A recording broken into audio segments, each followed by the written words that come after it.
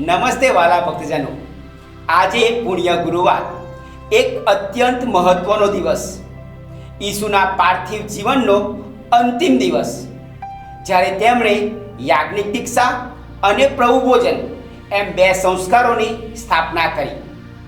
છેલ્લા ભોજન વખતે રોટીને દ્રાક્ષાસવને પોતાના દેહ અને રક્તમાં પલટાવીને તેમની આ દુનિયામાંથી વિદાય પછી તેમની જીવંત હાજરી તેમના અનુયાયીઓમાં સદાકાળ રહે એ પ્રેમસભર હેતુથી આપણને દિવ્ય ભોજનની અમૂલ્ય ભેટ આપતા ગયા. તેની સાથે આ રીતે પ્રભુ ભોજન તૈયાર કરીને તેમના સ્મારક તરીકે તેમના આગમન સુધી એમ કરતા રહેવાનું તેમના પ્રેષિતોને સોંપ્યું. સાથે જ ઈસુ તેમને રોટી ને દ્રાક્ષાસવને ઈસુના દેહ ને રક્તમાં પલટાવવાની દિવ્ય શક્તિ પણ આપીને યાજ્ઞિક દીક્ષાનો સંસ્કાર પણ સ્થાપિત કરતા ગયા. આજના ત્રણેય શાસ્ત્રપાઠનો મુખ્ય સૂર છે મુક્તિ.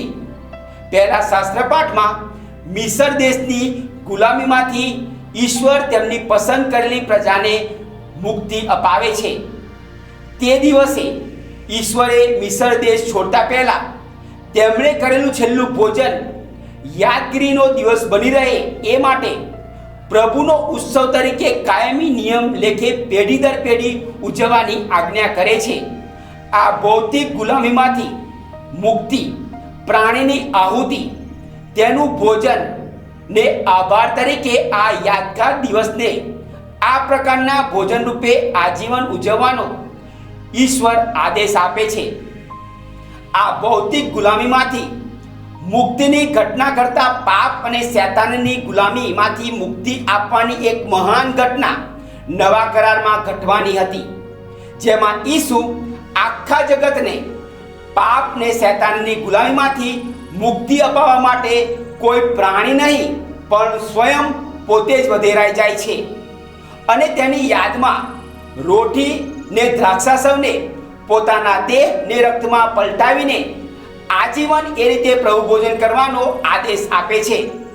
બીજા શાસ્ત્રપાઠમાં સંત પાઉલ તેમના કોરિન્થના સંઘવાસીઓને ઈસુએ પ્રભુ ભોજનની સ્થાપના કેવી રીતે કરી હતી તેનું વર્ણન કરીને પ્રભુ ભોજનનું મહત્વ, તેનો પવિત્ર ઉદ્દેશ્ય સમજાવે છે.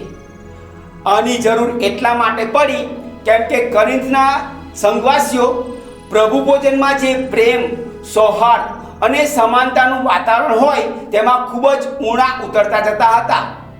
તેઓ પ્રભુ ભોજનની ગરગેરીમાં વિસરી જઈને એક દુન્યવી સમારંભની જેમ સામાજિક પ્રતિષ્ઠા અને સ્તરના આધારે સંઘમાં ભેદભાવ કરતા હતા.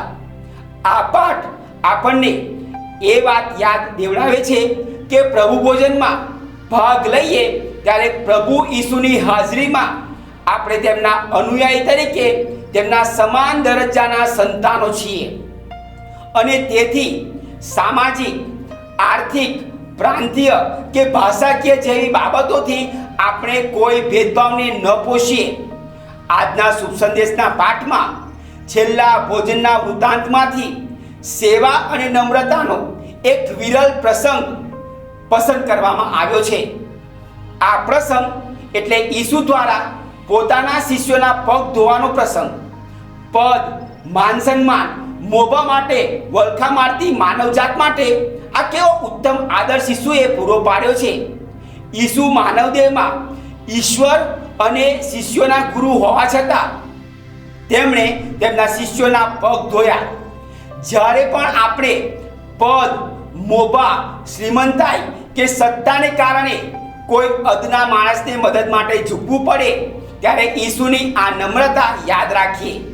સામાજિક રચના પ્રમાણે પદ, મોભા અને સત્તા વગેરેનો શિરસ્તો રહેવાનો, પણ આપણે એ બધામાંથી ઉપર ઉઠીને પ્રસંગોચિત નમ્રતા ને સેવાનું ઉદાહરણ બનીએ તો પ્રભુ ઈસુનો મહિમા થાય. આપ સર્વ ઉપર ઈશ્વરની ખાસ આશીષ સૂત્રો.